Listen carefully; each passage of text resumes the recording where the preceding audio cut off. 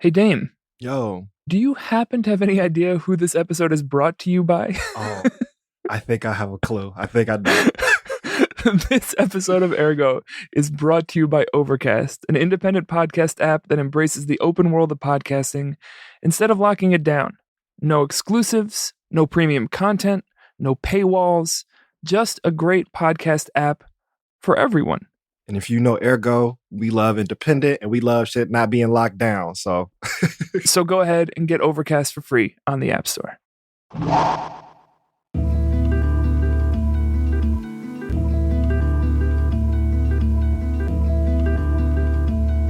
We want freedom. I'm a scholar in almanac. hey, Look who it is. it is us. It is me, Damon. And me, Kiss. We are AirGo, back in the full audio flesh, and we are here doing the thing that we do. I'm excited for this one, but first, Daniel, how are you today? I am doing pretty well. We were just talking before the mic started rolling about something that has absolutely nothing to do with this conversation, and I'm very emotional and worked up. So you're not going to know what it is, listeners, but just know that I have adrenaline coursing through my veins, and I am happy to share this conversation with you. My veins are also coursing.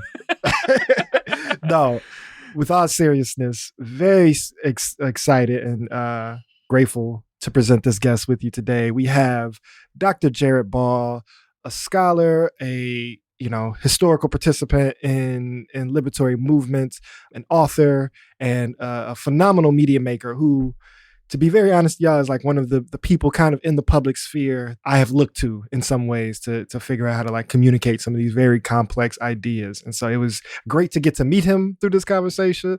Whether he likes it or not, we're now pseudo homies, you know what I'm saying? And he's gonna have to deal with me. And yeah, it was great. Any reflections you had or takeaways you want people to get ready for? We talk about it a bunch in the conversation, but one of his like main texts that we really build the conversation around is his book, The Myth and Propaganda of Black Buying Power. You'll get a clearer sense through the conversation of what that means and its impact, but just flagging that as a foundational text, it'll be on our Ergo reading list as well on our website. You may want to go maybe read a paragraph description of what that means as you get into this conversation. We'll also put the link to the PDF of the book in the show notes for this episode. But yeah, really appreciated him coming through off of a cold email. We didn't know him at all, but Damon's been talking to me about him for years, and it was great to start to learn from him. And this was hopefully the first of many more conversations to come with Dr. Jared Ball. As always, make sure that you subscribe, comment, review AirGo wherever you listen to your podcasts. Follow us at AirGo Radio. You can, of course, throw a little donation if you felt so inclined. We're not so focused on circulating dollars, but we'll take some. And yeah, I think with that, let's go ahead and get into this conversation with the one and only Dr. Jared Ball. Let's get it.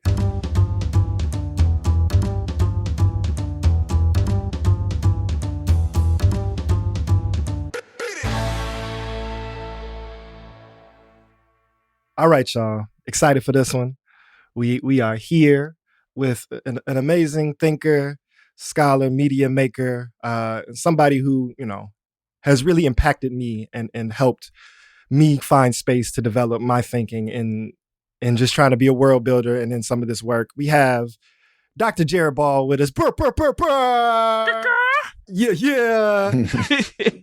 So, Dr. Ball, we have a tradition of how we kick off and how we check in. We start with a two-part question, and it's centered around time.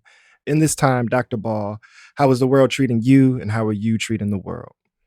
First of all, I appreciate the invitation, and my answer is almost always the same to that kind of question and is perfectly honest. I'm being treated as well as I could be expected. It's all good. Yeah. Word. So I want to hop right into it. Like I kind of said a little bit in the intro there. For the last, I want to say 5 or 6 years, you have been just like a source of just radical thought that I've always checked in with, and I've always come back to your platforms and to the work that you've been doing. So I think it's important that we start with, I think, what seems to be your baby, or what seems to be the space that you dedicate most of your public energy to is around addressing the mythologies of capitalism and Black capitalism as potentially a neutral space, potentially a non-harmful space, as a space that has any capacity for liberatory redistribution, and how that's built in ideological mythology that, is damaging to all people, but specifically Black people, and specifically Black people who are trying to build power. So in starting with this text that you have published, and I just posted that there might be a second edition coming soon, but you also have a free PDF. Well, I don't know about world. soon. Soon, okay. Yeah, well, I mean, that was just them reaching out saying they were interested in doing it. So I am excited about that, but that's all that's been said. So so soon, it's not soon, but soon can be this hour, this moment, this season. Right, there you go. Right, exactly. Yeah. Exactly. Time is a construct. Right. Word. Okay, that's right. That's it. So maybe coming, and want to get to the argument and the basics of the text, but I'm also a little confident in some of our listeners that it will be an easy grasp for people to understand that capitalism is not the answer. So I want to ask you, now that it's been in the world in so many different ways, what are some of the new things you're learning about your argument, about your mission in talking and communicating to people who have received the text? Yeah, I really appreciate that. So what I'm learning is it's kind of a version of what I've learned in different ways for a long time, that no matter how deep I can get into a project or an idea, the impact I want it to have is in many ways unattainable. In many ways, that's because I've intentionally targeted work that goes to what is my honest preference, that just seems to be the most marginalized or deemed radical politics or sections of our communities. So whether it's pirate radio or mixtape radio or local community radio, when it comes to broadcasting, it's kind of like my preference for political organizing. Very local, grassroots, off the record. So on the one hand, I want that work to have some massive impact, but then I'm sort of illogically confused when I walk out into the world and realize it hasn't happened. I mean, there's been so many times where I've left a broadcast booth where I know there's literally just a handful of people that could be listening, but I felt so good about the broadcast or the work or the argument or whoever I was talking to, whatever, that I kind of felt weird when I walked outside and everything was exactly the same. So what I'm learning here is that I thought I found a way to, in many ways, sort of, as they say, defang my argument, organize it in a palatable way, and get it out there in a roughly kind of quick turnaround. And then what I'm learning is that there is a very sophisticated nature. First of all, what I'm learning is that I'm right. That I've been right. And that's sort of to the point, our analyses are right. So that it's just kind of weird sometimes where we're confronted with our own analysis smacking us in the face. So here I am saying there's a whole apparatus designed to prevent an argument about buying power from making sense and reaching its audience. And then I think I'm going to write this book, and then all of a sudden it's going to somehow penetrate the apparatus I'm describing that's there to prevent a discussion of buying powers. Yeah. So the weirdest part has just been in some personal instances where I see people that I know who should know better and should be able to do better are, by position of their public performance, politics, or employment, cannot engage the work. So it's just seeing the analysis become very, very, very personal. The matrix is real. Yeah, that apparatus kind of got a Google News alert, and they were like, all right, let's jump into action here. You're talking about us. Let's do it. Right. It's just, we'll just adjust a little bit for Jared. Right. Yeah. That's it. The one thing that resonated, and then Dave, I'm going to throw it to you. You were talking about that feeling of walking out of the booth, knowing you did it right, and the analysis was right, and the form was right. And then it's like, wait a minute, why hasn't everyone else adjusted in that? one, I know that feeling of being on the radio and then coming out and like, oh man, it's still cold out. Whatever, like the feeling is still out there. Y'all didn't catch this fire? But Still chilly out here. the other thing that it feels akin to is that feeling of being in direct action, and like there's a mobilized mass and you're coming up some big avenue in Chicago, and it feels, you feel the empowerment of that collectivity, and then it ends and you disperse and you walk literally one avenue over and there's no overlap there. Like people are still going about their day. I think that, at least for me, really shifted how I think about the point of that type of work, right? Dame has really made this point of like a lot of movement work is for the participants and how it transforms the participants. It's kind of one of the only ways I've been able to find motivation to not be completely disillusioned by that feeling of one avenue over, people are still going into Starbucks. No, there was a brief time where, shout out to WPFW in Washington, D.C., where, I was a volunteer for a while, and briefly there was a move of location that was forced on the station that, interestingly enough, had us in this basement studio broadcasting out of some commercial studio spot right there in the heart of K Street in DC, Northwest DC. And for anyone who is not familiar with what that means, is that's lobbyist alley. That's PR, public relations alley. That's the apparatus, yeah. That's the apparatus. So the idea that this long time, Black radical community-based radio station would be there. And then we would literally walk outside and you're in the heart of Washington, D.C.'s lunchtime K Street crowd, and who couldn't care less and would have absolutely not listened for more than 2 seconds, even if they were passing on a dial. And of course, the world hasn't changed, but it was just still weird. You focus and you lock in. And then in many cases, these studios don't have windows. So it makes it easier to sink in. And then you walk outside and it's like, wow, yeah, the sun is still shining and they're still running everything, and their messaging is still dominant. So yeah, anyway. Yeah. So I like to let guests and listeners in behind the curtain a little bit. This is weird for me in a lot of ways because this conversation has a lot of asymmetry of information. Of you just graciously kind of responded to an email from us, and I low-key know a lot about you and your work. And usually when there's a guest that doesn't know a lot about us, I usually don't know a lot about them neither. and so I just want to be maneuvering that because the argument that you written and have, expounded upon in various platforms and mythology is not only intellectually important to me, but there's also an element of personal healing that I think is really unique that I want to get into. But before we do that, I think it's important that we refine a little bit and go in specifically on buying power as a concept, because, generally what your case is that capitalism will not save us. Black capitalism is not exceptional or not better, it also will not save us, which is not a new point, right? But there is a specifics of buying power as a ideological propaganda tactic that you use the word bludgeons Black people, and I think is really true. So I just want you to parse that out a little bit for folks who may not have got the specifics of that part of the argument of what is that notion and why is it so harmful, and then I want to kind of share how hearing you describe that really affirmed some things that were important in my personal journey.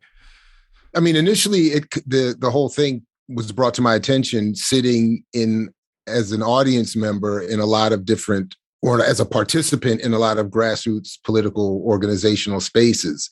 And in discussion and sometimes in presentation, it kept coming back that on the one hand, we would be in these wildly, sometimes militant settings where people would still bring up, well, but if we had our buying power right, if we pooled our resources, we could buy this and invest in that, and then we could flip this and flip that and do this and do that. And I'm sitting there saying, so on the one hand, we're having these incredibly, off the map left conversations about the problem of capitalism, of white supremacy, of colonialism, and all this, at the same time, this idea kept coming back. And I just kept saying, wait a minute, we would just see a presentation on how we have no money economically. This is happening, that's happening. And then 5 minutes later, we're still hearing, but no, we have this buying power we're just not using properly. I mean, for years, this was going on. So I finally just, looked into it. And again, it's weird to, I think, still be the only one really to have done this. But at the same time, it's not that deep. I'm not trying to claim like, what I mean? So what I am saying is that this is a subset of a subset of a subset of arguments, like there is the broad argument of capitalism. There is the bigger argument of Black capitalism and class struggle within the Black liberation struggle. There's all these bigger. So I'm just saying at the bottom is this one little thread that keeps getting dangled in every segment of the Black public sphere, from the most religious and right wing to the most rabidly left wing. I don't mean to describe it as rabid. That's I don't mean, because that's where I am. But like the most militantly left wing. You're like, look, I froth from time to time. Like we all froth sometimes. That's it. Being rabid got a bad rep. The stigmatization of they're rabbit baiting out here. That's next. That's the next thing we have to tackle in all these issues. We have to organize the raccoons is really what needs to happen. We got to get the possums on board, the squirrels, get all the animals. That was in the reprint of the Communist Manifesto. Workers and animals of the world unite. You have nothing to lose but your false claims and bad branding. So I mean, it's just this thread is just dangled, and I just started to pull on it at one point and said, okay, well, wait a minute. So buying power, what is the claim? Long story short, it's something that was developed by the government in conjunction with the economic elite in the turn of the 20th century that said, we want to figure out how much we can pay people without losing profit and giving them enough to purchase what they're producing and not being mad enough about their inequality to rebel. Longer story short, by the middle of the 20th century, it becomes a full-on branding and marketing phrase that is used again to help ad buyers streamline their marketing or ad revenue budgets to target segments of society. And to do that, they wanted to know, how much are people making and where are they spending their money and where can we get in there and advertise to get our product? This was never a measurement of economic strength. It's not a measurement of income. It's not a measurement of wealth. If I'm not mistaken, you're saying it's not even a measurement. It's like a made up projection. They made it up. And then exactly. So by the end of certainly by the 1990s, the Selig Center for Economic Growth in Georgia becomes the premier producer of reports on buying power and breaking it down by race in the country. Again, I'm skipping some things, but as they say, this is a way to help specifically Georgia business people target their ad spending, and then using data that Selig says, well, they say in their own language, estimates and projections, but based on a method that it suggests that if you buy their report will be revealed, that they're determining the buying power of different communities. And what they really are is simply a measurement of where are consumers of different communities spending their money and on what product. But because it says power and because it says buying in it and because it's connected with, intentionally this is done, connected to legacies of boycotts and Black liberation just in general and Black entrepreneurialism and what is a longer, again, promoted mythology of capital. And even cooperative economics. It's even there that it's misunderstood.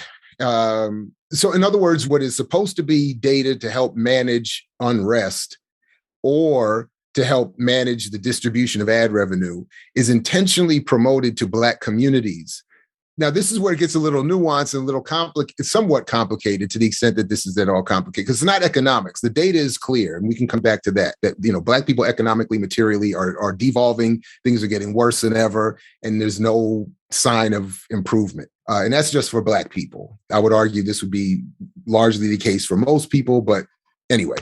But specific to Black people, buying power, which is used as a measurement for everybody in every community, has been rebranded and weaponized and targeted at Black people specifically as a mechanism to prevent political organization that wants political power. It's meant as a distraction to say all of your problems can be by getting your money right first, financial literacy, business, proper investment, then you can, as the mythology goes, buy your politicians like everyone else and then become politically powerful. When the reality is the exact opposite, that through capture of the political apparatus, the wealthy continue to be able to extract. And the only hope that working people, Black people in particular, have is through numbers, through organization, and through engaging both the electoral political world and everything else very differently than is encouraged. So the nuanced part that I definitely skipped over is that the process through which this occurs is that, again, starting really around the 1950s and John H. Johnson through Ebony and Jet and wanting to promote that his Black-owned media accumulate and attract white corporate funding through ad revenue, sort of bought into the buying power concept and bought into a sort of symbiotic relationship with the government and the white corporate world that wanted to promote Black people as potentially becoming free through American capitalism that could be used to promote American capitalism around the world post Second World War, to justify it as the singular dominant power in the world with all the right answers and solution, where even the formerly enslaved can rise through the ranks and become middle-class citizens in cars and driveways and picket fences and all that. And then the corporate world was saying, well, if Black people have an income that they need to spend, well, why not get some of that? Why should Black businesses get it? So if we can market through Black media to get what dollars exist, we'll be willing to engage in that. And that sort of began a problem that exists really to this day, where the Black commercial press, including the Black digital media world that wants to attract ad revenue from the $600 billion annual pot that is spent every year on ads, they have to promote that their audience has money to spend and are happy to help concoct both reports and reporting about buying power that suggests that ultimately Black people are materially unequal because of financial illiteracy and poor spending habits. And if they pool their resources and invest and, open up businesses, and certainly if they use their money to buy the products being advertised in that media, much of which is coming from white corporations, they can move up in the world as well, and all will be well, which is why you get a lot of, cheerleading in the Black press just in general for Black people. But when it comes to economics, everything comes down to Black people not knowing how to spend money so that the mythology can maintain itself. So anyway, let me stop there. No, it's good. It's good. So, the takeaway I got is like the unpacking of this really violent notion that is both projected but also internalized, that the poverty that we experience is not a result of historic or contemporary oppression. It could be alleviated if you got smarter or if you invested instead of shopping, right? Which is... That's it. Stop buying weed and rims and Jordans and hair and all that. Yep. And so the two questions that I want to get to are, one, how do we have a trauma-informed engagement with people that have been really impacted by this thinking, because it's deep? And then secondly, what are the micro tactics for people who do agree?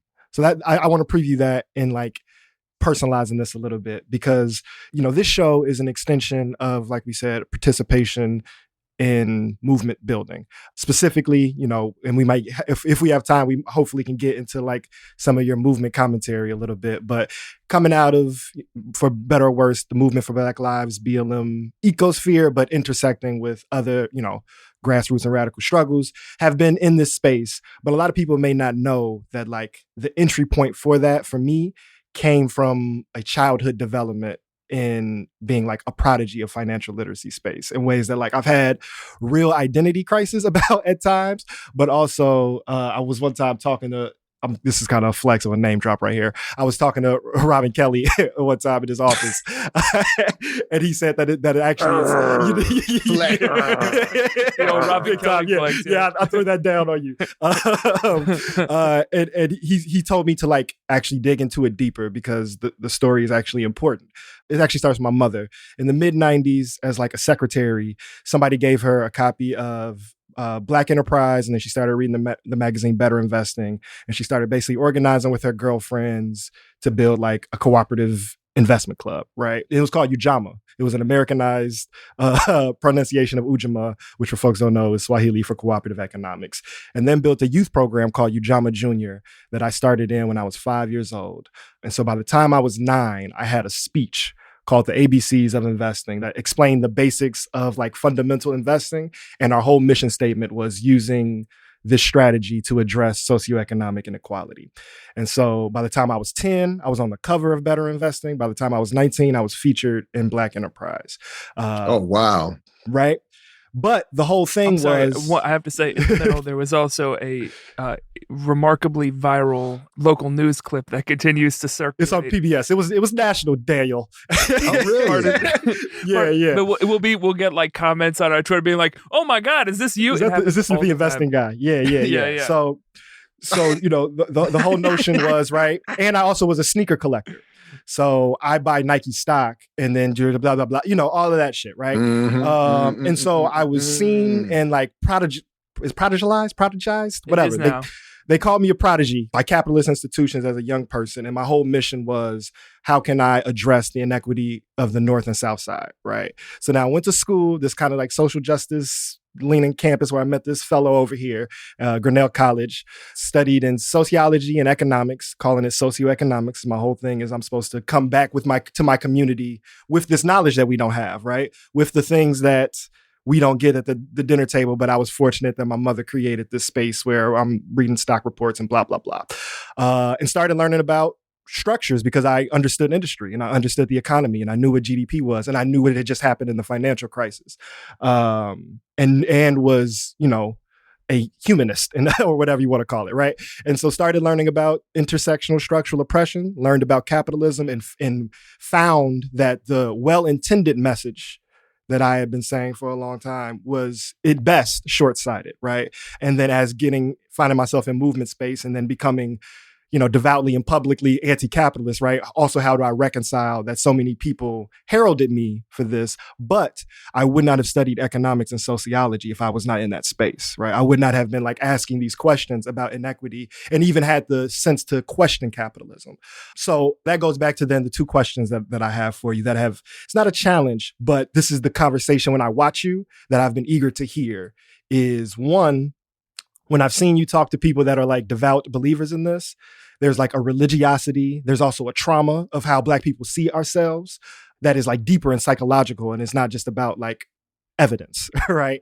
And then secondly, as somebody who's like, oh, when I first saw you in this rabbit hole that went from the reinvention of Malcolm X lie to you talking about the Black Panther movie to then, now I'm getting to mythology of Black buying power. That algorithm will get you, I was like, yo, this 2015, 2016. I'm like, yo, he is saying the thing that I'm trying to figure out how to reconcile and how to say more explicitly.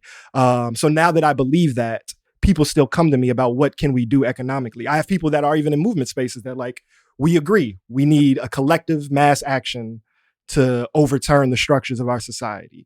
What do then people who say yes do literally like with their dollars or without dollars or with resources around, So those are my two questions coming out of that personal narrative of like, you were a deep affirmation for me. But I'm saying this because I know that space and it's a lot of well-intended people in that space and they think they're doing the thing. But then also for people who are able to break out of the matrix, what then can we start to talk about practically? So first of all, again, I appreciate all of that. On the one hand, I just always want to be clear. I'm not saying you were saying this, but I would want to be clear to anyone who listens and might feel the same way. I never intend for anyone to feel ashamed at all for having been at one point supremely duped by what's going on here. I think we all have, on some level or still are. And having gone through and studied the history of mass communication in this country, I've learned and come to appreciate more and more the amount of money and time and effort spent in the United States in particular to propagandize everybody is beyond, I think, most of our abilities to even conceive. We hear propaganda thrown around, but they take this, anyway, it's so the experience you demonstrate that I think many of us have had a version of or another is by design. It's worked at. It's consciously intended what I learned in the buying power work more than at any time, more than I would realize when I started the project, is that myth in particular has been selected and imposed. I mean, Nixon said, we want to redefine Black power as Black capitalism so that they don't take Kwame Ture or Stokely Carmichael's definition. So, of course, they had young Black men in suits with books looking all handsome on their way to college. And it would say something to the effect like Black power, means going to college and, investing. And like James Brown was a part of it, right? Like, of course, which like parallels to your talk about Jay-Z a lot. and I always like to remind is Dhoruba bin Wahad, former political prisoner, Black Panther, Black Liberation Army, one of my favorite people ever, as he has said and continues to say, if you listen carefully, James Brown in I'm Black and I'm Proud never himself sings the hook. It's the children that say, I'm Black and I'm proud. He says, say it loud. That's hilarious. And then it's the children. And his point is the movement. Yeah. But his point was like, we made James do that song because we dragged him for being a Black capitalist and supporting Nixon. So this was his like, I'm still here. Like, I'm trying to be down, but he couldn't go so far as to say it. Say it himself. You say it loud. I'm going to get this check. It doesn't work as call and response if one person's not calling. Like, it's just a response. That's really funny. So anyway, all of that is encouraged. So, very few of us are born into radical settings and families and communities. And then now a father, I'm learning how hard it is and seeing why there's been such a break from becoming radical and then radicalizing your children in the same way. So like the cycle consistently breaks and has to be rebuilt, and the propaganda gets more sophisticated. They're constantly studying how to update the techniques and the delivery mechanism. So the short answer is to what to do about it. I don't know. I honestly don't know, and I'm still trying to rebrand and reshape my own argument in the hopes that it can be more effective. Although I don't know that that's possible. I don't even know if that's right. Yeah. So I really don't know. Yeah. And I'm not expecting you to know all. I'm asking I'm thinking of, I'm sorry, the folks should like go in your YouTube history, but I'm thinking of this old video that used to go around. They should go in your YouTube. My YouTube. but there was this old video, it hit a chord for me, of you on this radio station, very simply and think non-combatively, just like explaining capitalism and this mythology, right? And then there's the Black banker guy who was like so devout and like almost like her, it was, I hate to do it, but it's very much like you were telling him Jesus wasn't real or that his pastor is a liar, right? Like there was, it wasn't even about anything that you could say or anything that you could like offer. There was a deep belief in like, we have to be able to pull ourselves up, or we have to be able to make better choices, or we have to be able to build institutions, right? Like as the world is.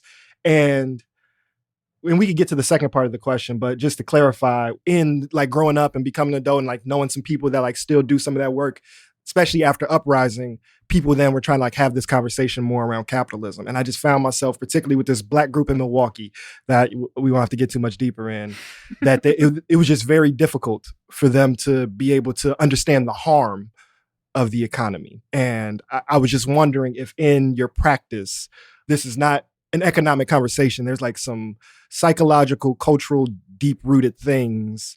I may not be asking to figure it out, but I'm trying to figure out how to have that conversation with people because I think there's a lot of capacity there. And even some resources there sometimes that can be used into some good work, which then gets to my second question of when folks then take the red pill, and I'm gonna keep using the Matrix analogy. Your argument is very precise on a macro level.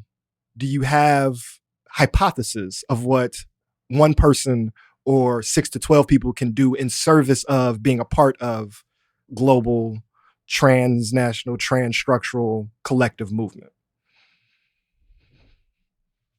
Like, do you got a 401k? Like, what the hell? Like, what like, what do you, I mean, what do we yeah. do? I mean, so I do, but I'm trying to think. Is it actually? And that's I a think joke. You don't actually have to. No. But I think no. What I do. I mean, I'm a Maryland State professor, so on some level, it's not even a choice. But I don't. Is it? I'm trying to think. I think it has a different name. I think it's a different form of that thing. Mm-hmm. I don't even know what my IRA or something like that. Yeah. Yeah.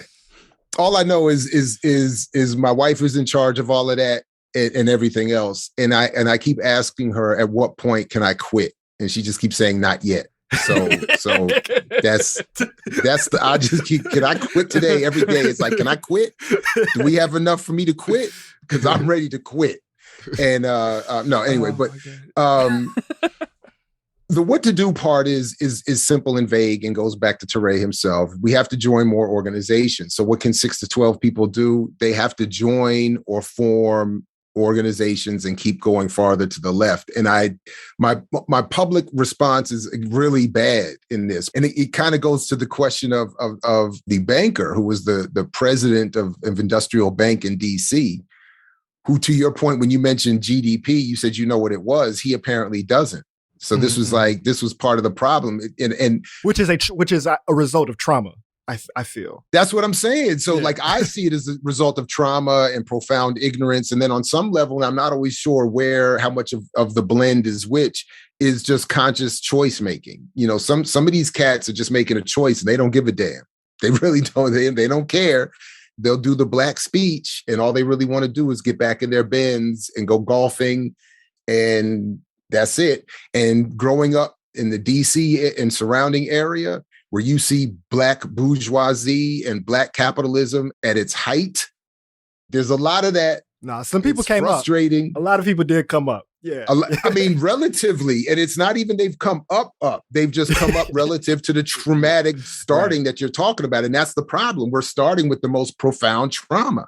And that's the part of the head start that the white ruling elite gets, is that you've started this community off from the most profound trauma, and everything else is said to be progress, and everything else is, we're still telling kids today who are killing each other all over the place, we're still telling them, but at least it's not Jim Crow.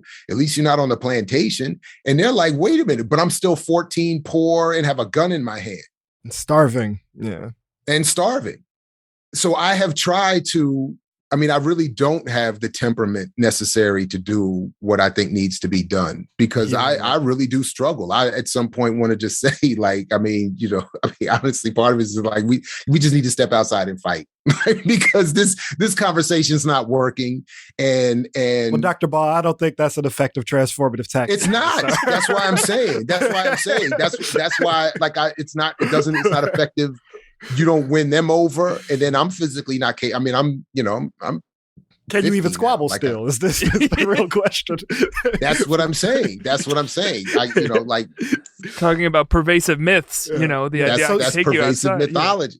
No, as soon as I get up from this chair, I'm reminded of the mythology of what it feels like to actually have to go physically do something. I might say it, let's go outside. As soon as I start to get up and my back locks up and my shoulder hurts and my neck, it's like, okay. So I try to adjust, and that's what I'm saying. Like, but I do also hear this Kwame Ture clip from back in the day where he said, like, with our people, we will come to them with an argument and an analysis and lay it out, and they'll knock us back, and we'll come back and do it again, and we'll come knock us back, come back and do it again. And then he said, but at a certain point, and I forgot how he put it, but at a certain point, there's conflict. So as I'm sitting there with the banker dude, like, he was emblematic of the problem. Like, you're either wildly ignorant through the trauma and by the logical result of this system, and divestment from education, or it is in your class interest as a banker to tell Black people to give me what money you have, and I will turn it into something that's good for the community. Because what else is he going to say? So that's why he was saying he said our buying power is our GDP.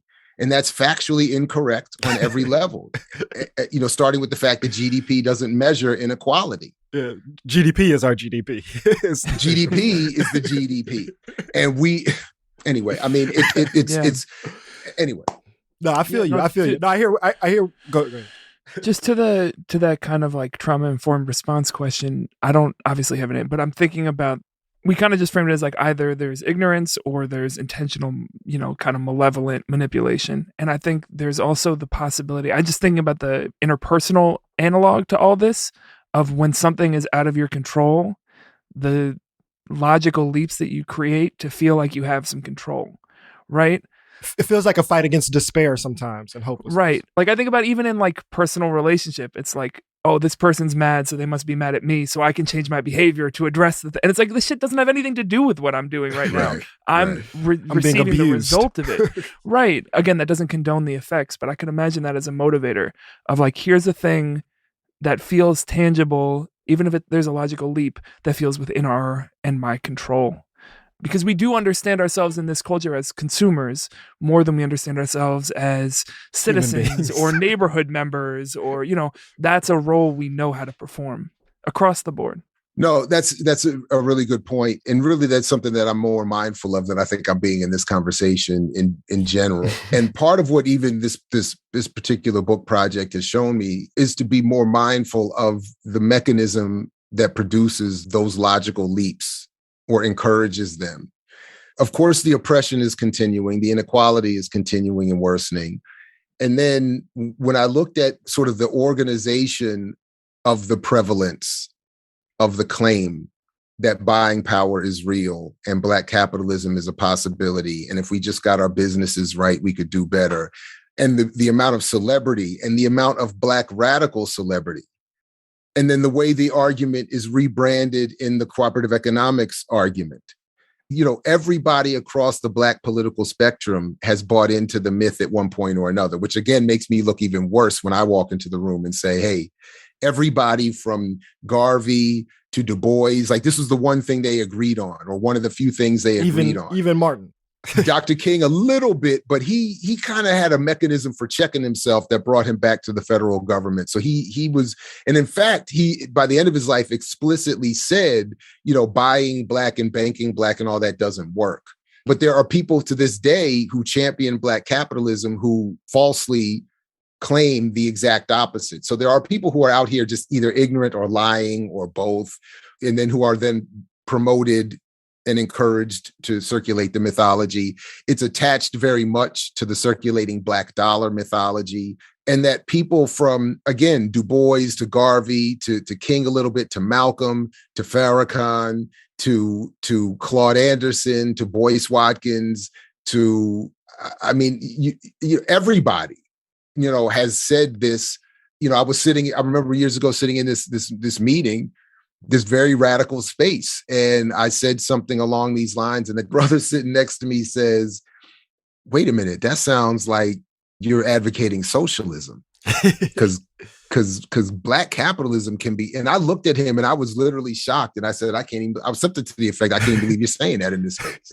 Like in all the spaces in the world where I thought I could be free from that.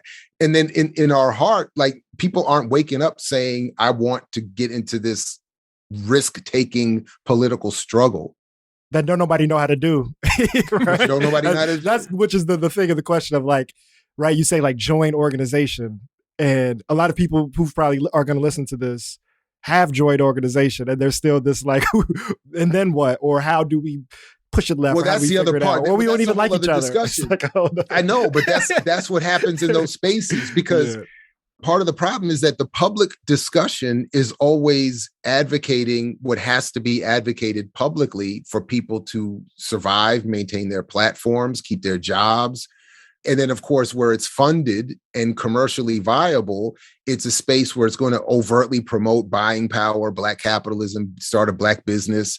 Participating in this research last year, I got one of my favorite stats that I keep dragging out is that from 1992 to 2012, Black people created more than 2 million businesses, and the amount of national revenue captured every year by those businesses went down to 0.3%. And Black people start businesses at a higher rate than any other group in America. People have been doing it successfully and unsuccessfully for a century. And then they keep telling me when I say we need to get radically militant and organized, they say, well, we've tried that. And I'm saying, but no we've tried that. We tried the business joint. We tried the cooperative economics joint. We tried the black saving banks. our money joint. Yeah. We tried the lottery. We've tried the numbers. We've tried everything. Yeah. And here we are. Yeah. Yeah. And none of those, unlike the organization, have been attacked by the most powerful state in history. So it's not that the organization was wrong. It's just that it was insufficient.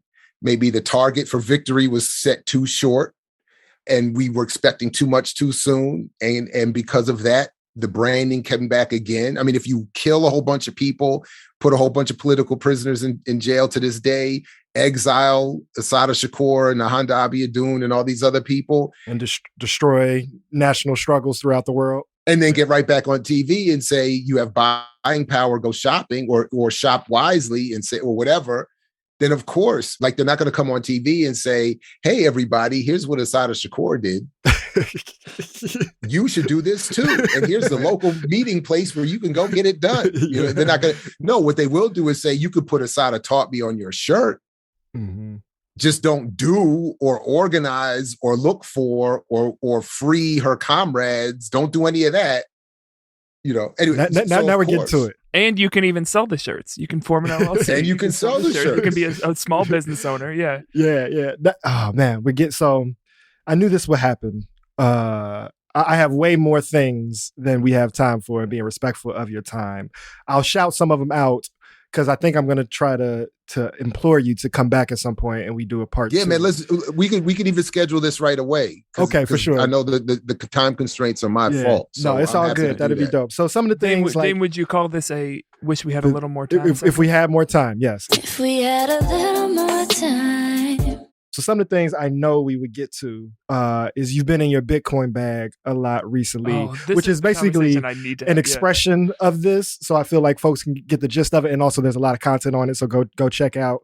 And then really what you really started to get into was a deep interest of mine that needs more time and space is movement critique, movement analysis, the relationship between observer and internal. And I think the ways in which you've tried to navigate that and, discuss movement tension, sometimes, I don't know, like be a sobering presence, also a loving critic. I would let you name it if we had the time, and that's something I would be really interested to have conversation in. Maybe we could talk a little bit about that, actually. Kind of the closing umbrella, maybe in getting to that. Just real quick, the very short thing on the crypto for now, and again, I'm happy to come back very soon. We can do this whenever, is that it's essentially just a rebranded argument for Black capitalism. Beyond that, I would encourage people to watch. I've watched it several times now. Just people may have already seen this line up video from I forgot their name already, but it's got almost 6 million views at this point. So probably some of you have seen it already. But in terms of the breaking down what is actually going on, I think that is as good as it gets. My particular argument has been around the same thing with Black capitalism. Stop telling me that this is a pathway to liberation. If you want to invest in speculation and do all that Black capitalist stuff, stay in that lane and I'll save that argument for another day. But stop coming into what I consider my lane and telling me that this is going to save us. Yeah. If we had just invested in Bitcoin, we'd be free. Like that's incredibly frustrating to me. So. Yeah, sorry, go ahead. No, go ahead. Yeah. So I want to leave us with like a point of inquiry that we can come back to that I think is really important. And then I'll give you kind of like a closing question or place for reflection for you. So one, I think where we left is like, how do we engage this trauma / malicious, selfishness? And somebody that I'm really close to is Aislinn Pulley. We work together at Chicago Torture Justice Center. She's been shout out to her. And so at the Chicago Torture Justice Center, there's this, which is birthed out of reparations for police torture here in the city. One of the things is a politicized healing framework. And so a point of inquiry to like talk about the mythology of Black capitalism is I would love for y'all to check in around politicized healing. But my kind of throwaway, let's close out for you is all these things like I keep referring to was me kind of finding you on YouTube. And after I heard about, mythology, I would just search Jared Ball and see what's coming on. I mix what I like periodically, right? And it would be this slow trickle, a little bit of there, a little bit there. And then around pandemic time, there was this like robust shift in media making that you've been a part of. And the I Mix What I Like page then became a show on the page that is now titled Black Power Media. And I didn't have to resubscribe. And so I would really want to talk more about that, but just kind of in closing for the sake of your time. how does it feel to have been doing that work and created this media ecosystem? Because I think it's in line with some of our aspirations here with AirGo Media. Well, let me try to fold several of those points together here, because part of my movement critique came from having been an active participant for however long. I don't know how these things are defined necessarily, and a student of them for much longer. And now I'm not nearly as involved as I think I would need to be to have my criticism be more meaningful and to have the impact that it should have. So that's a self-critique. But the move into the media work is on some level just easier and more natural to where I am right now relative to all of the things, to life and everything happening.